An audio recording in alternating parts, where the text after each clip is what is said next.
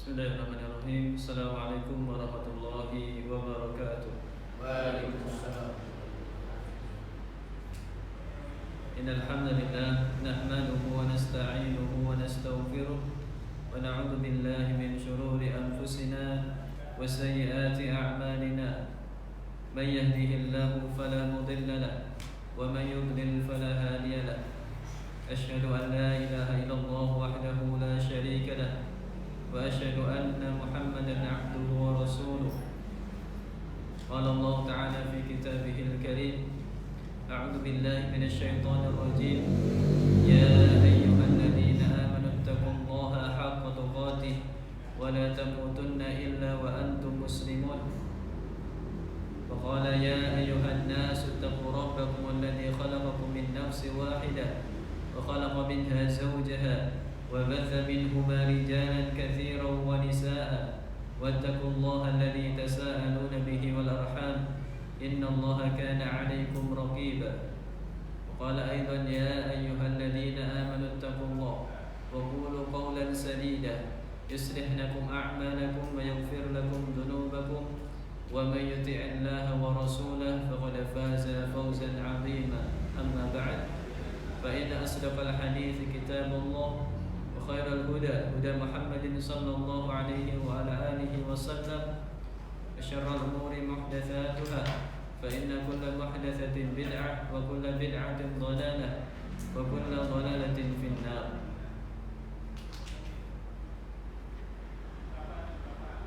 Kedengaran? Keras ya? Keras. Keras. Ayo enggak keras yang pakai. Tapi enggak apa-apa. Alhamdulillahirabbil alamin. Insyaallah kita akan melanjutkan dari pembahasan kita dari seputar fikih yang kita sampai pada bab tentang zakat. Bab tentang zakat yang alhamdulillah kemarin kita menyelesaikan dengan izin dari Allah dan karunia-Nya. Kita selesai dari bab tentang pengurusan jenazah. Sekarang kita beranjak kepada bab yang tak kalah penting. Bahkan bab ini adalah di antara pembahasan yang cukup inti dan juga pembahasan yang seharusnya dipelajari oleh setiap muslim mengenai zakat. Kemudian apa itu zakat? Apa itu zakat?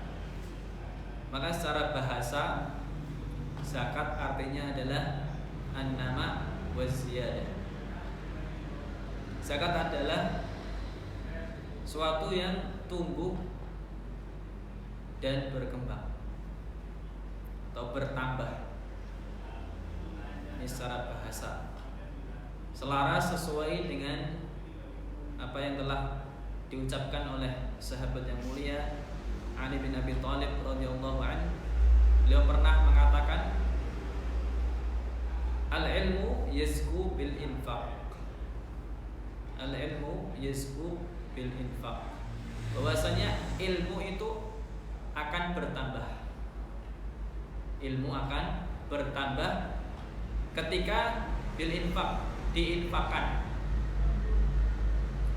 Ilmu akan bertambah ketika diinfakkan atau ditularkan, diajarkan. Jadi di sini beliau mengatakan memakai kata al-ilmu yazku dari kata zakah. Zakah yazku. Zakat. Tapi di sini maknanya bukan zakat seperti harta dan lainnya. Tapi dalam bahasa zakat ini maknanya banyak.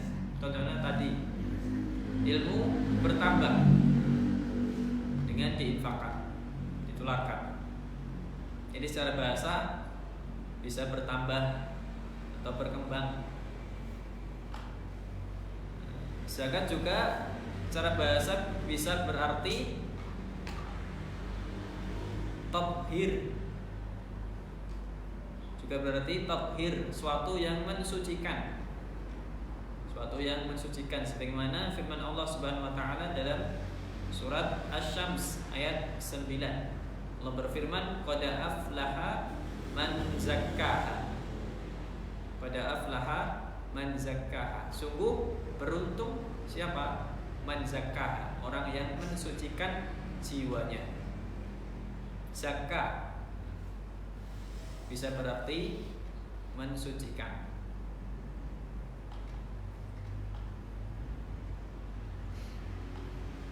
Akan tetapi zakat secara istilah syar'i, secara istilah syariat adalah penunaian kewajiban pada harta yang khusus. Penunaian kewajiban pada harta yang khusus. Jadi bukan semua harta.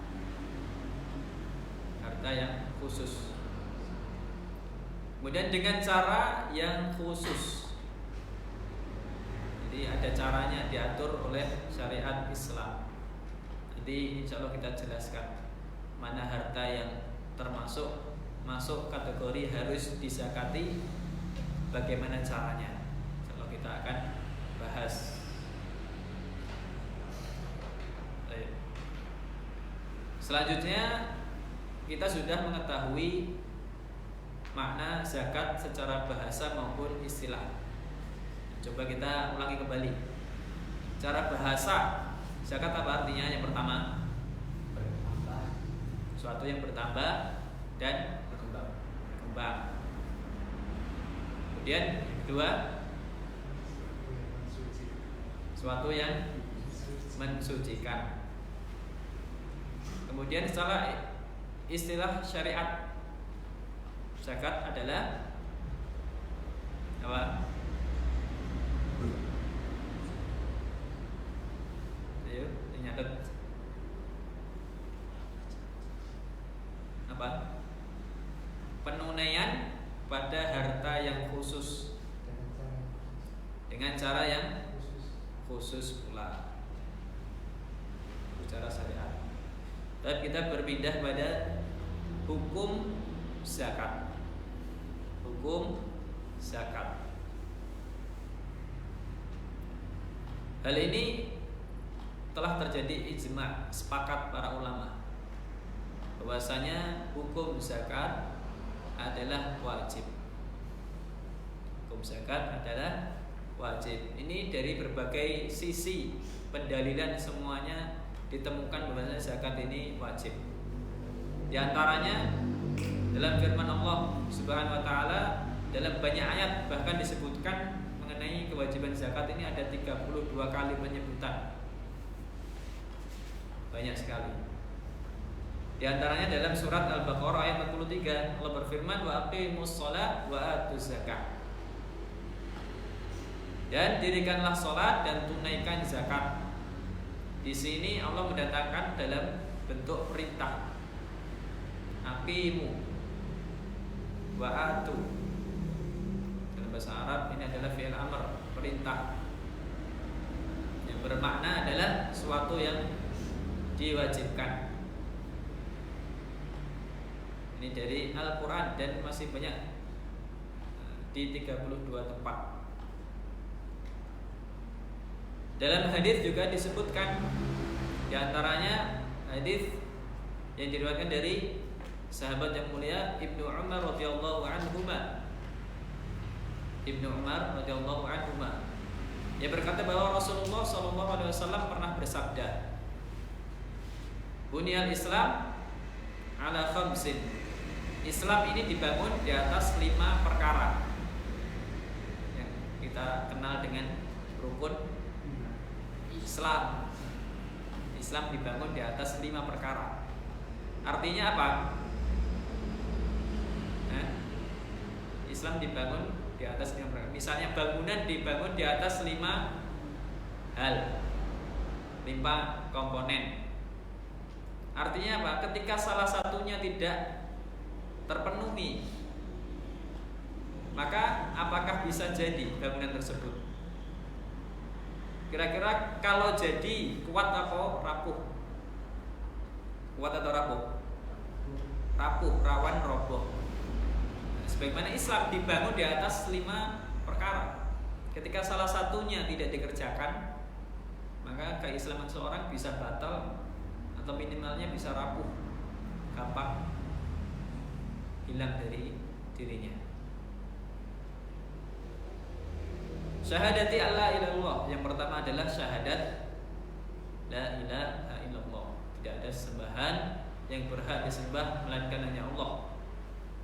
Yang kedua, wa anna Muhammadar Rasulullah, bahwasanya Muhammad adalah Rasulullah. Ini masuk pada masih yang pertama, 2 kalimat syahadat. Yang kedua, wa iqamis shalah, mendirikan salat. Yang ketiga, wa ita'iz zakat. Nah, ini menunaikan zakat. Yang keempat, wa shaumi Ramadan, atau bisa dibalik-balik, ada riwayat yang lain wa hajjil bait wa shaumi Ramadan. Keempat, bisa puasa atau haji. Nah, ini sama saja. Kalau di sini wal haji adalah berhaji jika yang mampu. Jika mampu. Yang terakhir, kelima adalah washaumi Ramadan, berpuasa di bulan Ramadan. Nah, di sini pada urutan yang ketiga yaitu zakat, wa ita'iz zakat, tunaikan zakat, menunaikan zakat. Dari dalil dari hadis Nabi sallallahu alaihi wasallam sudah sangat terang benderang, sangat jelas bahwasanya zakat itu adalah suatu yang diwajibkan, bahkan menjadi suatu komponen yang penting dalam agama Islam.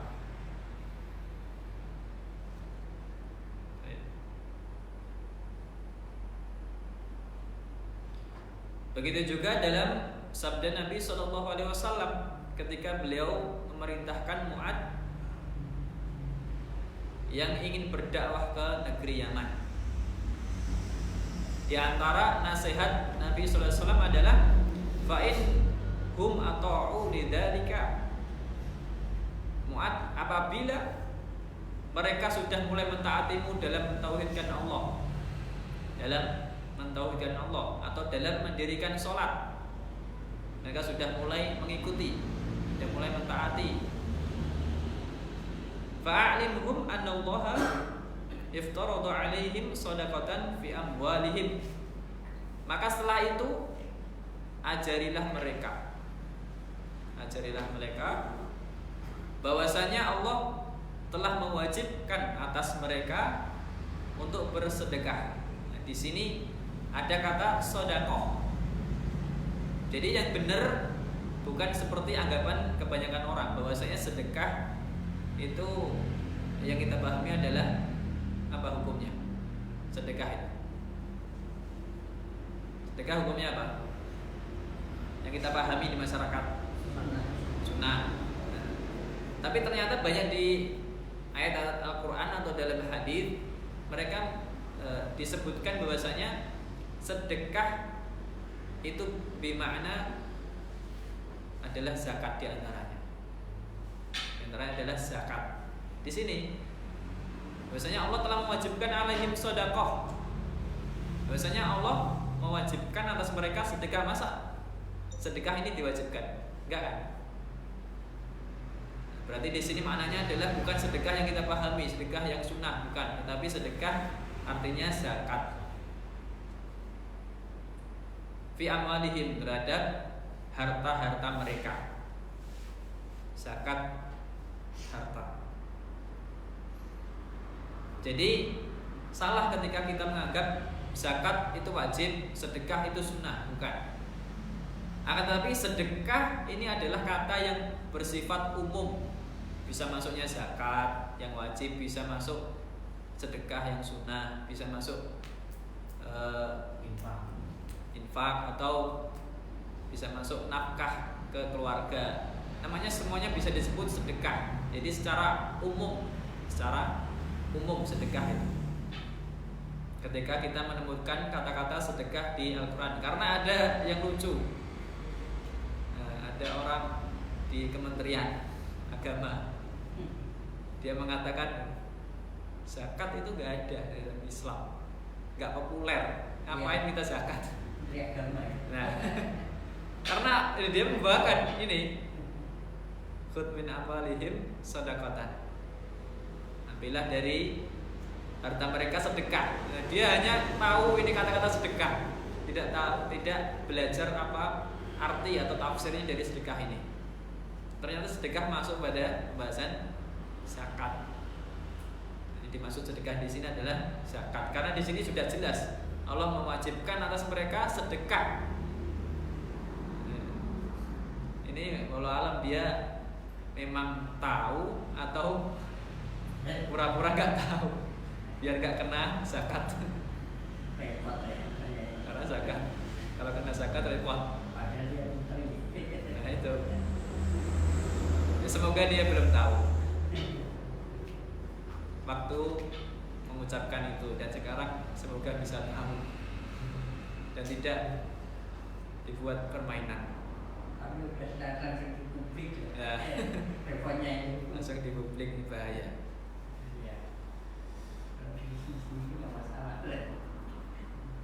Tu'khudhu min agniyaihim wa turaddu ala fuqaraihim. Yang sedekah itu diambil dari orang-orang yang kaya di antara mereka, negeri Yaman. Wa turaddu ala fuqaraihim, yang akan diserahkan, disalurkan pada orang-orang fakir miskin di antara mereka. Ini dalil sangat jelas bahwasanya zakat ini wajib. Dan sekali lagi kita alhamdulillah belajar bahwasanya disebutkan kata sedekah bukan berarti sedekah itu semuanya sunnah, tapi ternyata bisa bermakna zakat, dan zakat adalah hukumnya wajib dengan ketentuan tertentu, nanti kita bahas.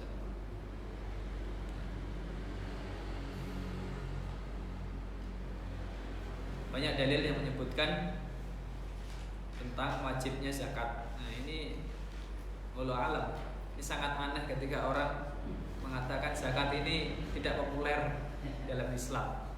Tidak ada. Ini aneh, padahal kita belajar sedikit aja banyak menyinggung masalah zakat. Dan ketika seenggaknya kita bukan belajar tadi sedekah tafsirnya menjadi zakat, enggak. Kita baca Al-Quran tadi, wa aqimus shalah wa atuz zakah, sudah jelas. Jangan kita ngambil yang sulit. Seharusnya sudah tahu zakat ini wajib. Dan anak kecil pun tahu bahwasanya zakat itu wajib, karena mereka sering puji-pujian. Puji-pujian setelah adzan, rukun Islam, anak 5, iji syahadat, loro sholat, telu zakat. Sudah hafal mereka. Kok bisa sampai mengatakan zakat tidak populer? Dari mana dasarnya? Sangat aneh. Semoga Allah beri hidayah.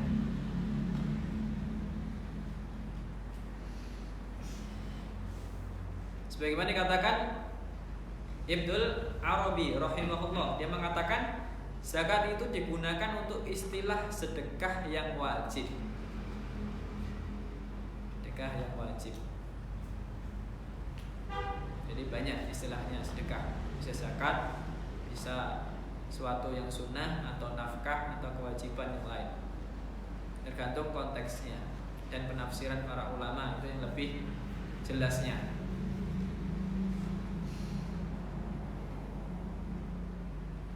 Setelah kita mengetahui makna kemudian hukum dari zakat, kita akan mengetahui keutamaan menunaikan zakat. Keutamaan menunaikan zakat. Agar kita lebih termotivasi, yang awalnya mungkin hanya sekedar waktunya bayar, waktunya yang lain bayar ikut bayar, tapi kita bisa lebih termotivasi karena mengetahui apa yang kita dapatkan dari kita mengeluarkan zakat. Nah, dan saya tegaskan lagi bahwasanya zakat yang menjadi rukun Islam yang ketiga itu adalah zakat mal. Zakat mal. Dan zakat mal ini nanti banyak kategorinya. Nanti kita bahas. Dan inilah pembahasan yang jarang orang belajar. Padahal ini adalah yang disebutkan, yang dimaksud dalam rukun Islam yang ketiga, zakat. Zakat mal. Seharusnya kita juga harus belajar zakat mal. Jangan hanya zakat apa? Zakat fitrah. Karena itu gampang, beras.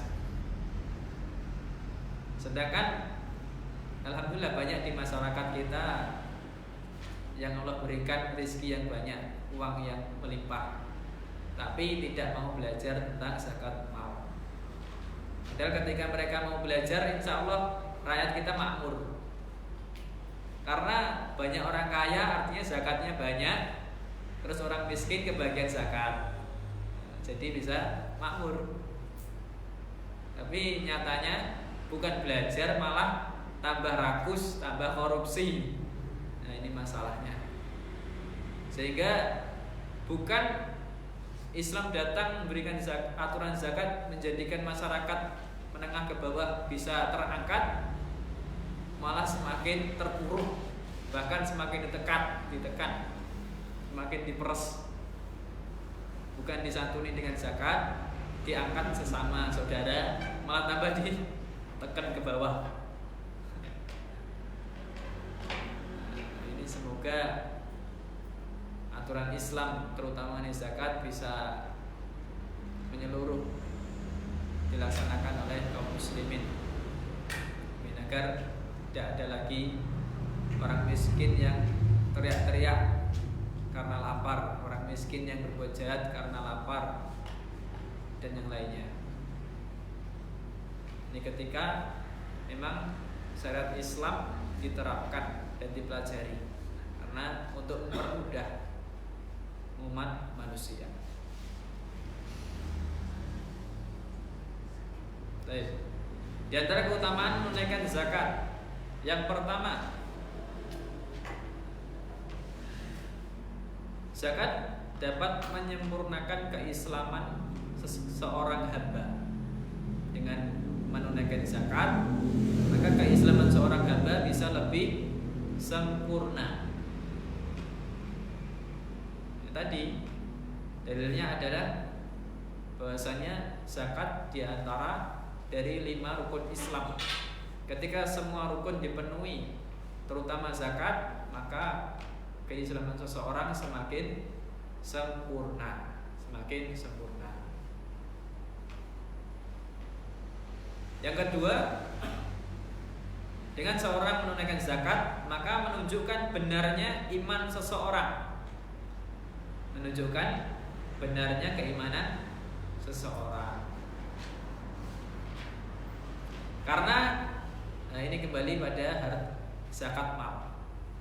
Karena harta ini adalah sesuatu yang sangat dicintai seorang hamba. Harta adalah fitnah bagi seorang hamba, sesuatu yang sangat dicintai. Benar apa enggak? Benar.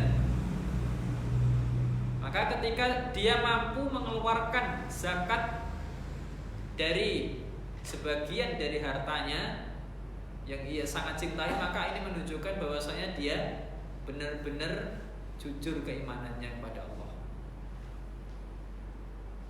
Tapi ketika seseorang punya harta, masuk nisab atau haul, dia harus mengeluarkan zakat, tapi dia enggan mengeluarkan, maka ini menunjukkan dia menjadi seorang yang budak dari harta dan tidak membenarkan keimanan kepada Allah, tidak membenarkan imannya kepada Allah, tidak jujur, tidak benar, karena dia tidak menuruti aturan dari Allah. Jadi ketika seseorang itu bisa meninggalkan sesuatu yang dicintai, berarti dia benar-benar sungguh mengikuti aturan yang dia ikuti, yaitu aturannya Allah. Dia jujur keimanannya, karena yang dicintai saja dia lepaskan, apalagi yang lain. Jadi zakat bisa menentukan besarnya atau jujurnya keimanan seseorang kepada Allah dengan membayar zakat.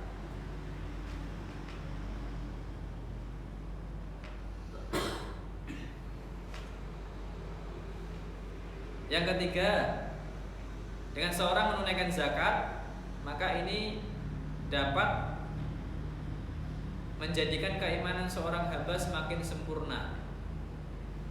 Menjadikan keimanan seorang hamba menjadi sempurna. Sebagaimana sabda Nabi SAW, beliau bersabda, la yu'minu ahadukum hatta yuhibba li akhihi ma yuhibbu li nafsihi. Tidak sempurna iman seorang hamba, seorang di antara kalian, sampai dia yuhibbu li akhihi, mencintai saudaranya sebagaimana dia mencintai dirinya. Hubungannya apa dengan zakat? Nah, ketika dia mencintai saudaranya, otomatis dia mesti mau untuk mengeluarkan zakat dari hartanya untuk saudaranya. Maka ketika dia mencintai saudaranya dengan mengeluarkan zakat, maka menjadikan keimanannya semakin sempurna. Karena ketika orang tidak mau mengeluarkan zakat untuk saudaranya, ini akan berkurang kecintaan dia kepada saudaranya, karena dia enggan untuk mengeluarkan, membantu, menyantuni terutama orang-orang miskin dengan zakat dari hartanya. Ketika dia rasa cintanya muncul kepada saudaranya sehingga dia mengeluarkan zakat untuk mereka, nah ini masuk pada hadits ini, maka keimanannya akan menjadi lebih sempurna. Yang keempat, dengan seorang menunaikan zakat, maka ini sebab seorang bisa masuk surga. Sebab seorang bisa masuk surga. Rasulullah SAW bersabda, sesungguhnya di surga terdapat kamar yang luas, yang luarnya dapat terlihat dari dalamnya, dan dalamnya dapat terlihat dari luarnya. Alam seperti apa keindahan kamar tersebut. Intinya ini mengabarkan bahwasanya kamar di surga ini sangatlah indah. Kemudian ada seorang Arab Badui berdiri, lantas bertanya kepada Nabi SAW, kepada siapa kamar tersebut wahai Rasulullah? Kamar tersebut disiapkan untuk siapa? Ini semangatnya orang Arab Badui ini untuk mengetahui hal yang bermanfaat, sebuah kebaikan. Maka dia langsung bertanya, untuk siapa? Lalu beliau SAW bersabda, bagi orang yang berkata baik. Yang pertama, nah ini yang sering toksik, sering kata-kata kotor, dia dikhawatirkan tidak bisa merasakan kamar di surga yang indah ini. Yang pertama adalah orang yang berkata baik. Yang kedua adalah memberi makan orang lain, di antaranya lewat zakat. Lewat zakat masuk pada ini, memberi makan orang lain. Yang ketiga adalah rajin berpuasa. Rajin berpuasa. Yang keempat adalah sholat karena Allah di malam hari, di saat manusia sedang terlalap tidur. Nah, 4 hal ini, ketika orang bisa mengamalkan 4 hal ini, maka dia akan disediakan kamar yang sangat indah di surga kelak. Kita berdoa kepada Allah semoga kita bisa diberikan hidayah dan taufik untuk bisa melaksanakan 4 amalan ini. Amin ya rabbal alamin.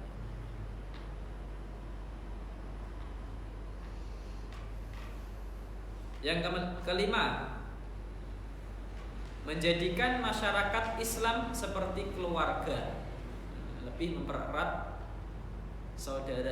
persaudaraan secara sesama Islam. Karena dengan zakat berarti seorang yang kaya, seorang muslim yang kaya akan menolong, memberikan sebagian hartanya kepada seorang muslim yang miskin. Jadi hubungannya semakin erat. Nah, kita lihat misalnya kita saja diberikan oleh orang berapa? 50.000. Yang awalnya Assalamualaikum. Ketika sudah diberikan 50.000, besoknya Assalamualaikum, gimana kabarnya? Pripun Pak kabare? Akan lebih baik keadaan orang yang diberikan, disantuni. Maka ketika orang-orang kaya, terutama kaum muslimin, mereka memberikan, menyalurkan zakatnya kepada orang-orang fakir dan miskin di antara kaum muslimin, ini hubungannya akan semakin erat, persaudaraan Islamnya akan semakin kuat, semakin dekat. Di antara hikmahnya, keutamaannya. Jadi tidak sebagaimana hari ini saling berpecah belah, bahkan saling memaki. Nah, di antaranya mungkin karena ini tidak adanya atau kurangnya orang yang kaya di antara kaum muslimin yang menyantunkan, memberikan, menunaikan zakatnya untuk orang-orang fakir miskin kaum muslimin.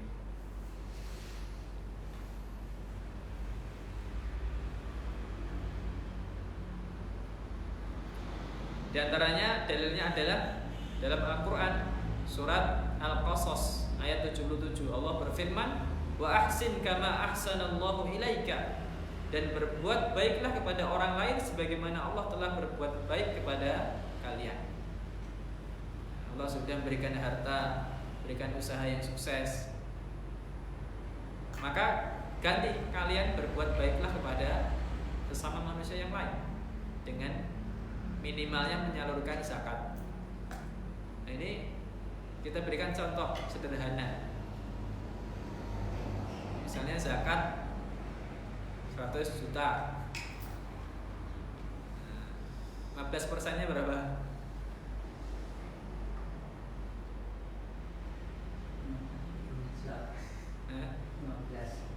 15 juta. Kalau 10%-nya ya. 10. Ini sudah lumayan. Ini satu orang. Kalau orang banyak bisa makmur insya Allah orang-orang Islam terutama.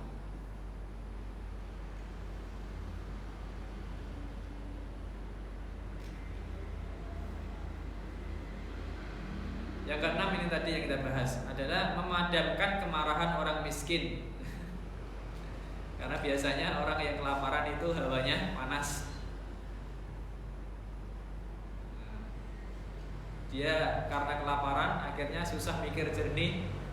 Dia bisanya ngamuk-ngamuk, demo, buat kerusakan, maling, mencuri, merampok dan yang lainnya, merampas hak orang lain. Ketika zakat ini tersalurkan sehingga mereka terpenuhi kebutuhan minimal makannya, insya Allah akan meredam emosinya orang-orang miskin. Di antara faedah dari menunaikan zakat. Selanjutnya adalah menyelamatkan seorang dari panasnya hari kiamat. Menyelamatkan seorang dari panasnya hari kiamat. Sedangkan pada hari kiamat matahari dekatkan di atas kepala kita sejarak 1 mil. Nah, kita yang beribu-ribu mil saja sudah panasan, apalagi 1 mil bisa terbakar. Maka pada saat itu kita butuh sesuatu yang bisa menaungi kita dari amalan-amalan, tentunya dari bahasa dari Allah. Di antaranya adalah dengan seorang menunaikan zakat. Nabi sallallahu alaihi wasallam bersabda, "Kullu mri'in fi dhilli shadaqatihi."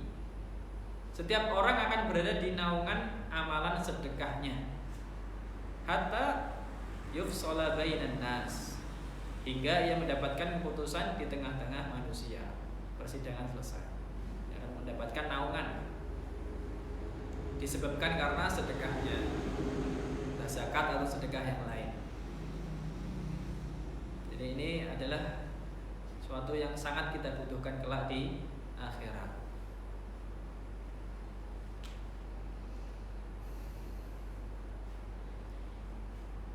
Selanjutnya, seseorang akan lebih mengenal hukum dan aturan Allah.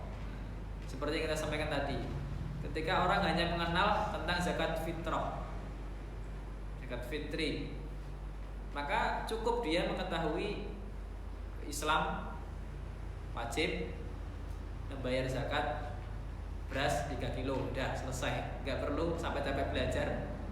Tapi dengan seorang belajar tentang zakat mal yang lebih rinci pembahasannya, dalilnya dan yang lainnya, aturannya, maka ini akan memancing seseorang agar mengenal agama Allah. Ketika sudah dia belajar, ini kan butuh tahapan, nggak bisa satu kali pertemuan habis, terutama misalnya durasinya cuma 1 jam. Maka ini bisa diselesaikan pembahasan zakat mal sampai beberapa pertemuan, sehingga menjadikan dirinya lebih disiplin mengenal agama. Jadi dia pengen belajar agama yang lain, belajar tentang aturan agama yang lain dari syariat Islam, aturan-aturan syariat yang lain. Ini bisa memancing seorang bisa lebih mengenal hukum Allah, karena sudah dia terbiasa belajar ini tentang zakat mal. Jadi diharapkan dia bisa tertarik dengan aturan-aturan Allah yang lain. Karena nggak mungkin orang bisa paham zakat mal tanpa dia belajar, tanpa dia belajar lebih giat, lebih lama lagi. Beda dengan zakat fitrah. Nah, di antaranya dengan seorang menunaikan zakat, ini terkadang bisa menambah harta dia. Jadi bukan seperti hitungan-hitungan matematika. Ketika suatu yang dikurangi, ini akan otomatis menjadi kurang. Tapi hitungan Allah berbeda. Suatu yang dikeluarkan, suatu yang dikurangi di jalan Allah, ini bisa terkadang Allah bisa membalas sesuai yang dia keluarkan, bahkan bisa lebih dalam bentuk duniawi. Bentuk duniawi. Sebagaimana terdapat dalam hadis, mana qasad sadaqatan min malin, sedekah tidaklah mengurangi harta. Sedekah tidak mengurangi harta. Entah dia bertambah, memang bertambah jumlahnya setelah dia sedekah, atau dia akan ditambahkan pahalanya. Intinya tidak membuat kurang, sama sekali tidak mengurangi. Minimalnya dia hanya kurang hartanya tapi tambah pahalanya, atau bisa dua-duanya, bertambah hartanya dan bertambah pahalanya.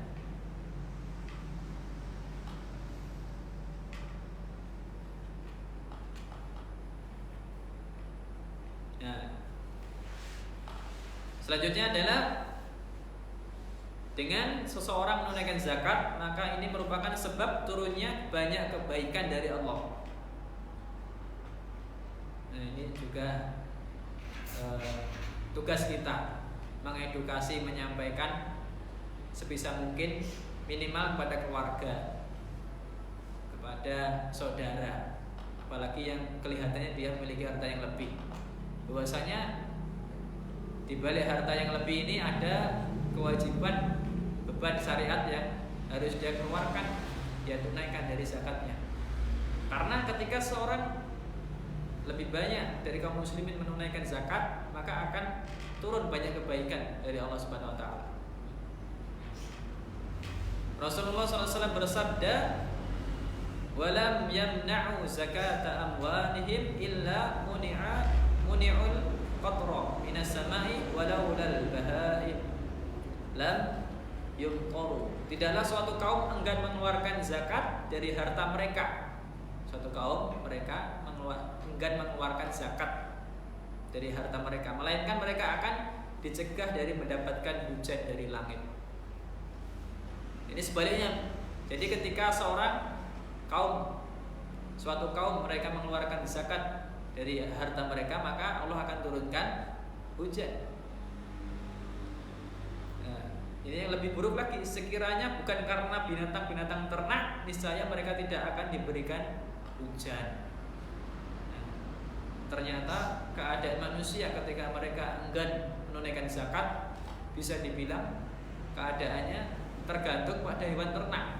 Bayangkan, tergantung pada hewan ternak. Karena di sini disebutkan sekiranya bukan karena binatang-binatang ternak, nah dia kan butuh minum, niscaya mereka tidak diberi hujan. Bayangkan, tergantung dengan hewan ternak. Jadi sebaliknya, ketika suatu kaum mereka menunaikan zakat dari harta mereka, maka akan turun hujan dan kebaikan dari Allah yang lainnya. Ini ketika zakat ditunaikan. Dan sebaliknya, ketika zakat tidak ditunaikan, ada bahaya, azab dari Allah. Selanjutnya, zakat akan meredam murka Allah. Zakat akan meredam murka Allah. Sebagaimana disebutkan dalam hadis, inna shadaqata la tudfi'u ghadabar rabbi wa tadfa'u mitatas su'i. Sedekah itu dapat memadamkan murka Allah dan mencegah dari keadaan mati yang jelek. Ini di antara keutamaannya. Dua-duanya sangat kita butuhkan. Yang pertama, mencegah dari murka Allah. Yang kedua adalah mencegah dari keadaan mati yang jelek, su'ul khotimah. Semoga kita di antara golongan hamba-hamba Allah yang terlindung dari murka Allah dan terhindar dari keadaan su'ul khotimah, mati yang jelek. Amin. Dan terakhir, dengan seorang menunaikan zakat, ini bisa menjadi sebab dosanya akan terampuni. Rasulullah SAW bersabda, wa sadaqatu tudfi'ul khati'ata kama yudfi'ul ma'un nar. Sedekah itu akan memadamkan dosa sebagaimana air dapat memadamkan api.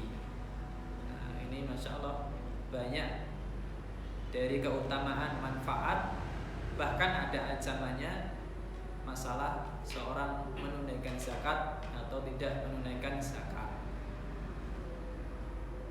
Ini dari beberapa keutamaan. Pembahasan selanjutnya insya Allah kita masih pada seputar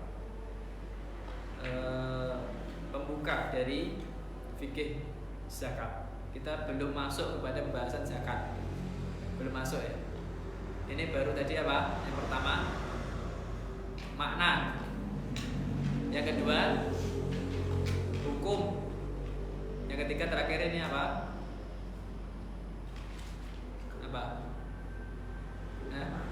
Keutamaan. Insyaallah yang selanjutnya adalah tentang ancaman atau hukuman orang yang tidak mau menunaikan zakat. Setelah ini baru kita masuk pada fikih zakat.